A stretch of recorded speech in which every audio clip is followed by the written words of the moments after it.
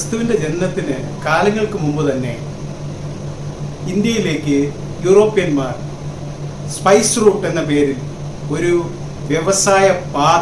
വ്യാപാര പാത തുറന്നുകൊണ്ട് ഇന്ത്യയിലേക്ക് എത്തിയത് ഇന്ത്യയിൽ നിന്നുള്ള സുഗന്ധവ്യഞ്ജനങ്ങളും മറ്റും യൂറോപ്പിലേക്ക് കയറ്റുമതി ചെയ്യാനാണ്. അത്തരത്തിലുള്ള സുഗന്ധവ്യഞ്ജനങ്ങൾ നമുക്കെല്ലാവർക്കും അറിയാം അധികമായി വിളയുന്നത് കേരളത്തിൽ നിന്നാണ്. നമ്മുടെ കുരുമുളകായാലും ഏലമായാലും അതിലൊക്കെ പ്രസിദ്ധമാണ്.